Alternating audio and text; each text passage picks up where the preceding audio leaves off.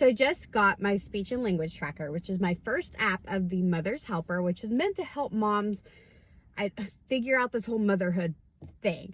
And I've had people ask me like what got this idea, and I'll never forget the reason why I started with the speech and language is my 3-year-old. He speaks fine now, but as he was learning to talk, he was what is it called, like delayed speech.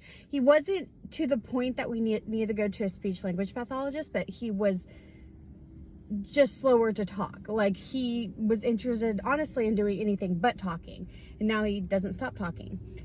And so his teachers were like, I don't know, we're starting to get a little concerned. And I would talk to his pediatrician and she's like, no, he's fine. And I was like, I don't know, should I be concerned or not? Like, I don't want to take a resource from somebody that needs it if my child doesn't need it. And also these lists take forever to get on. So like, by the time we might get to see somebody, he might be talking, which is what happened. But then my pediatrician's like, he's fine. Like, he's absolutely fine. And I'll never forget the question she asked me as we were trying to determine is like, if I were to ask somebody that doesn't see him every day, would they understand about 75% of what he says? And I'm like, I don't know. What?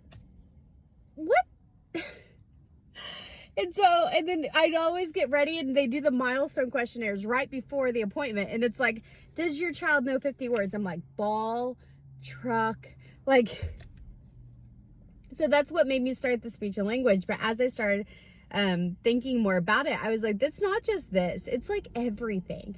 So that's why my second one's gonna be ready for school, because the same thing happened whenever I start seeing kindergarten posts, which my child isn't old enough for kindergarten yet, but I need to start getting him ready. And you would have teachers come on, no hate to teachers or anything like this, I know, trying to help, like, your child doesn't know their alphabet, they don't know this. And I'm like, they're supposed to know their alphabet before kindergarten. Like, my child does know their alphabet, for the record, but like, I thought I was putting him ahead, not that this was standard, because my version of kindergarten, like, every week was a different letter. Like, you learned the alphabet. I remember Q and U got married.